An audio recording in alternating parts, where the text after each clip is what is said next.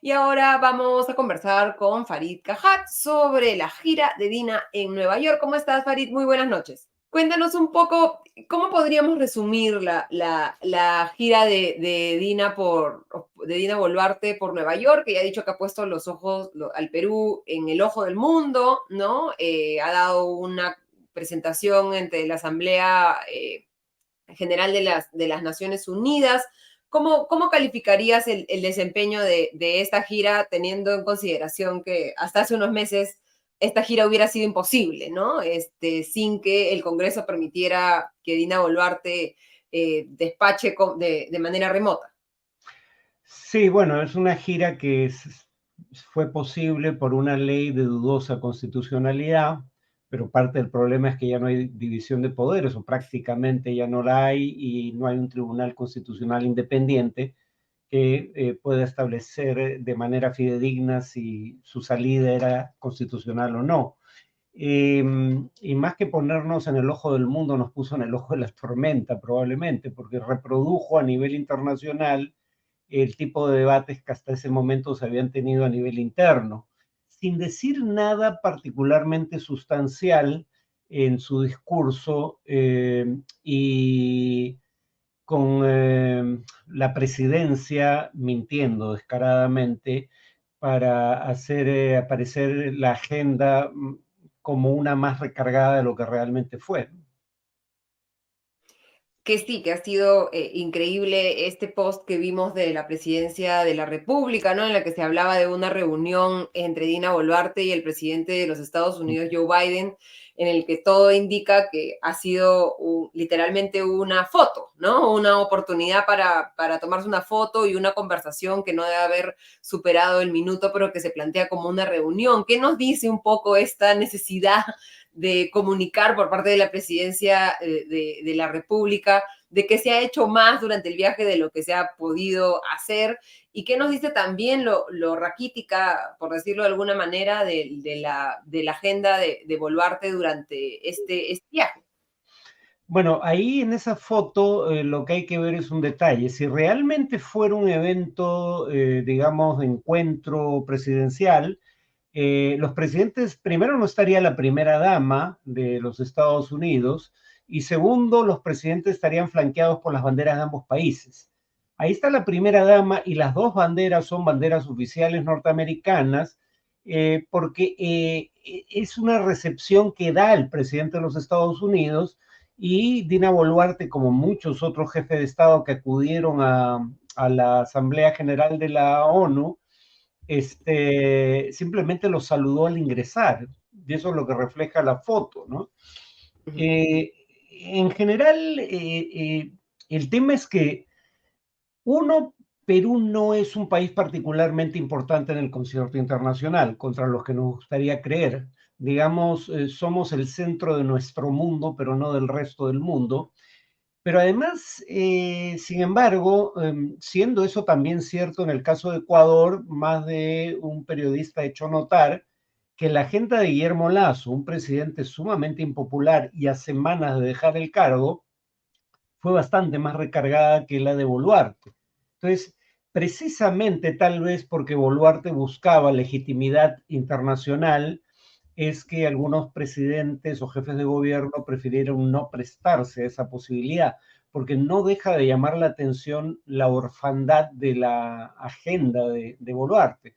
El presidente Lasso tuvo hasta 6 reuniones en un día, es más de las reuniones que tuvo Boluarte en los 3 días que estuvo en Nueva York, y dos de sus encuentros cumbres fueron, o uno de ellos, con el presidente de Paraguay, fue francamente intrascendente. No tenemos gran relación de ningún tipo con Paraguay.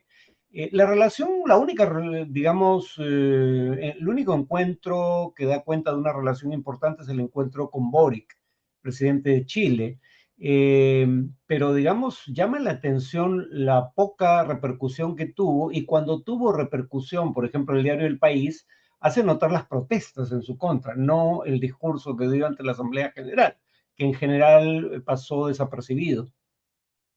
Este discurso de la Asamblea General, nuevamente entendiendo al Perú como protagonista del mundo desde nuestra Ujú, vista, era bastante general, ¿no? ujú. Entraba en generalidades constantemente. La presidenta no ha hecho ningún anuncio importante, no entró en ninguna posición tampoco relevante, en un contexto en el que la Cancillería peruana le ha pedido explicaciones al representante de las Ujú. Naciones Unidas en el Perú en los últimos días, ¿no? Se esperaba que algo sobre ese tema hablara la presidenta, pero al parecer, como dijo el ministro de Comercio Exterior y Turismo, Juan Carlos Matthews, y que luego ha reconocido que fue una frase no muy feliz, que los trapitos sucios se trabajan en casa, ¿no?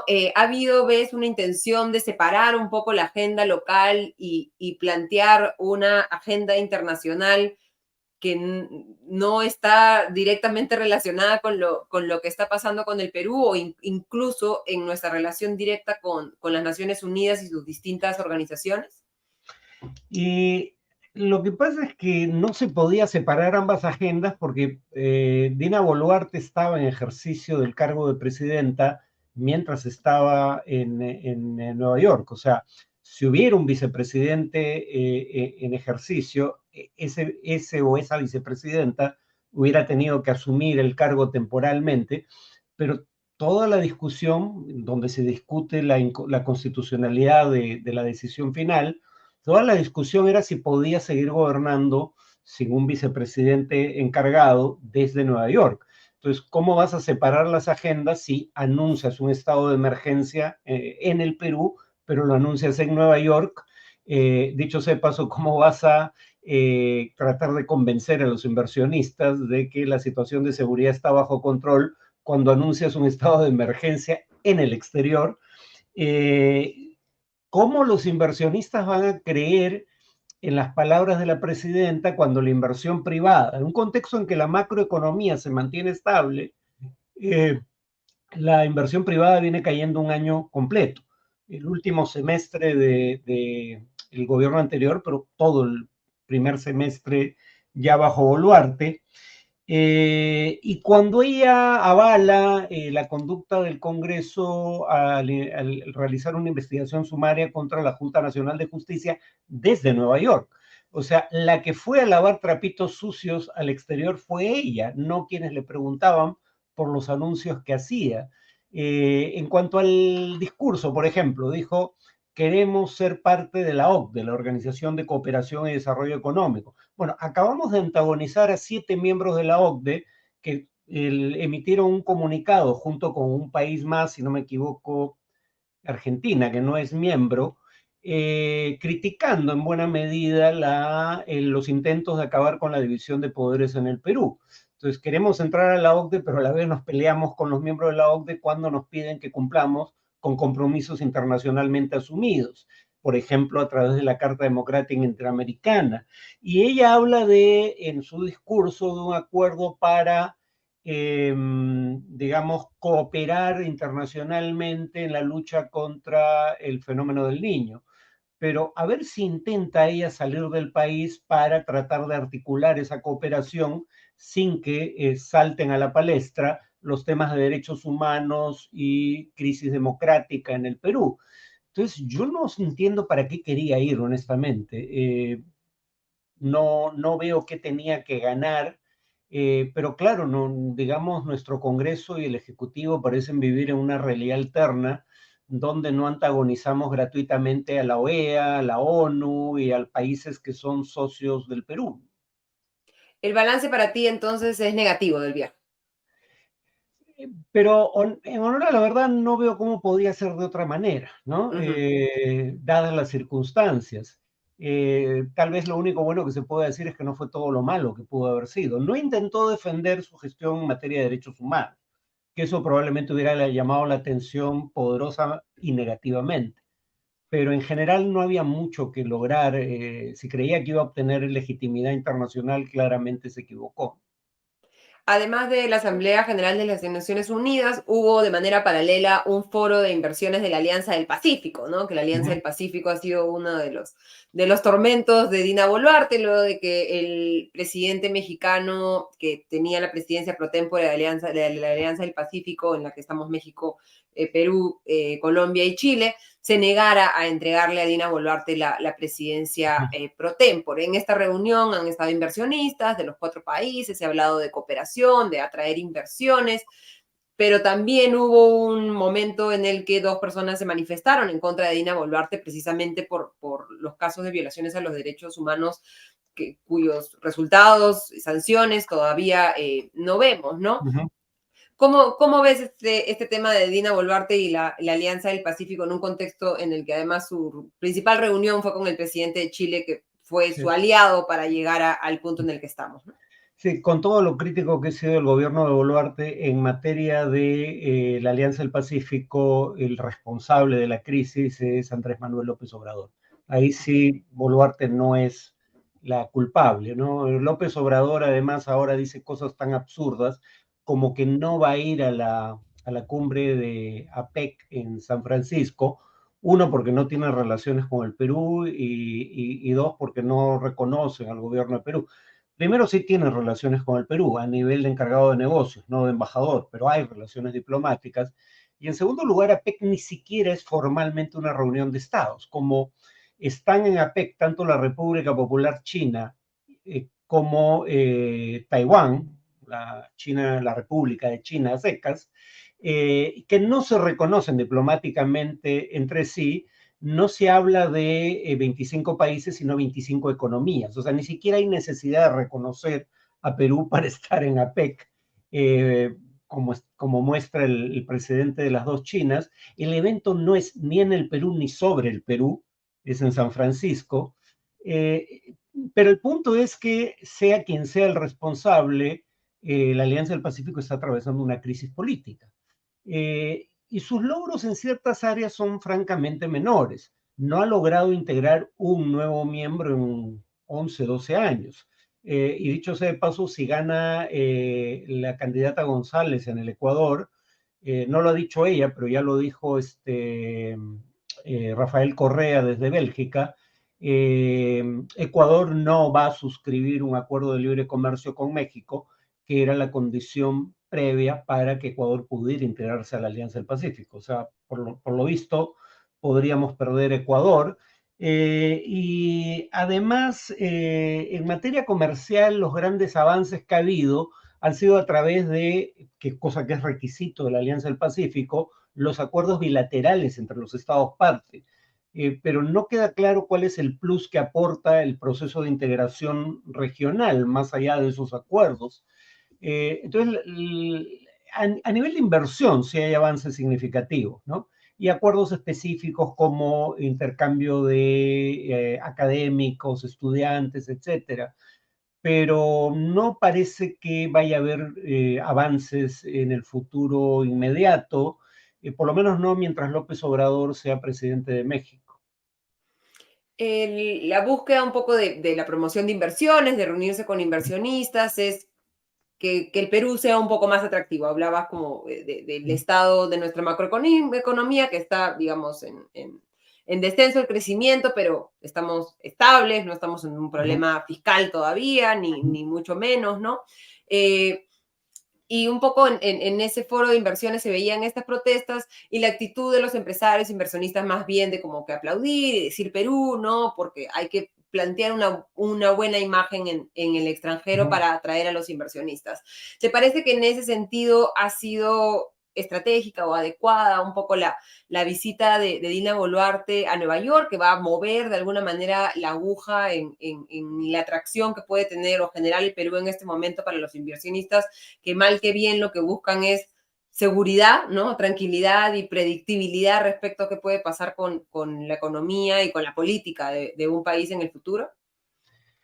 Tal vez esa es una de las pocas áreas en donde este viaje podría haber hecho una diferencia, pero el entorno, digamos, las circunstancias no parecen ser propicias, ¿no? Por un lado, Estados Unidos sí tiene un desempeño probablemente mejor de lo esperado, sigue con niveles muy bajos de desempleo, por ejemplo, y la economía crece, pero China está creciendo muy por debajo de lo esperado una vez que se abriera la economía tras las restricciones por la pandemia. La Unión Europea podría entrar en recesión o cuando menos alguna de sus principales economías como Alemania. Entonces el entorno internacional no es particularmente favorable y como muestra la encuesta de confianza empresarial del BCR, si no me equivoco, Sí. quien la elabora, los niveles de confianza están en la franja negativa, ¿no? Ujú. Y eso, o sea, nuevamente, un año de caída de la inversión privada, que es mayor la caída durante el gobierno de Boluarte que durante la última etapa del gobierno de Castillo, cosa que uno no esperaría, dado que 70% de ejecutivos encuestados por Ipsos, si no mal lo recuerdo, dicen tener buena opinión de Boluarte. Algunos de ellos creían que había sido elegida con fraude, pero ahora resulta que eso ya no importa. Pero en todo caso, curiosamente, dicen que están de acuerdo con o que aprueban su gestión, pero simultáneamente dan una respuesta negativa a la encuesta de confianza. Y entonces ya eso indica que más allá de los problemas que tenga la economía peruana, probablemente lo que está detrás es uno, la imprevisibilidad sobre cuándo va a haber elecciones, por ejemplo. Este mismo gobierno quiso adelantarlas en su momento en respuesta a las protestas y luego retrocedió. Y dos, tal vez cosas como las que estabas discutiendo en la entrevista anterior, ¿no? Si de alguien se hubiera esperado que quisiera conceder lotes a Petroperú sin licitación, es del gobierno de Castillo, no del gobierno de Boluarte, ¿no? Entonces, nuevamente, y luego el gobierno sin solución de continuidad da un giro y ahora dice que sí va a haber licitación. Bueno, en cuanto a previsibilidad, eso claramente no es una buena señal, ¿no? ¿Qué viene más, qué temas están pendientes en la agenda internacional de Dina Boluarte en los próximos meses? ¿Qué, qué problemas se ven un poco también en el horizonte en un contexto en el que estos reclamos de las naciones, de los distintos organismos de Naciones Unidas por violaciones a los derechos humanos y también respecto a las actitudes del Congreso frente al equilibrio de poderes todavía están en desarrollo? Bueno, es probable que dada la intervención del Alto Comisionado de Naciones Unidas para los Derechos Humanos ante el Consejo de Derechos Humanos de la ONU, es probable que se forme un grupo de expertos que investigue el tema de derechos humanos y independencia de poderes en el Perú. Y acá la paradoja es que probablemente nuestros conservadores, si eso finalmente ocurre, pongan el grito en el cielo cuando el Estado peruano en el pasado aprobó una comisión exactamente igual para investigar la situación de los derechos humanos en Nicaragua. O sea, acá ya no nos acordamos que el Perú fue el país que promovió la Carta Democrática Interamericana y no es casual que se haya firmado en Lima el fatídico 11 de septiembre de 2001, cuando no se pudo aplicar la Carta Democrática Interamericana a Venezuela. Perú creó el grupo que por algo se llamó Grupo de Lima, y entonces el Perú, a través del Grupo de Lima, le exigía a Venezuela que cumpliera con las exigencias planteadas en su momento por la Comisión Interamericana de Derechos Humanos de la OEA. El Perú fue uno de los países que votó a favor de que Rusia sea separado del Consejo de Derechos Humanos de la ONU, y ahora nuestros conservadores y Perú Libre, como la cola de esa alianza, está en contra de todo lo que acabo de indicar, ¿no? La Comisión Interamericana es un rival, los 7 países miembros de la OCDE que firman el comunicado tienen algún tipo de animadversión ideológica. Bueno, yo entiendo que ellos crean que Biden es socialista, pero el gobierno conservador del Reino Unido también. En fin, ahora están contra la ONU y quieren expulsar al representante. Es el mundo al revés, ¿no? Y vamos a seguir en este mundo al revés y lo Ujú. seguiremos analizando contigo, Farid. cada número de semanas. Muchísimas gracias por habernos acompañado esta noche. Que tengas excelente resto de tu domingo y una increíble semana. Gracias, Farid.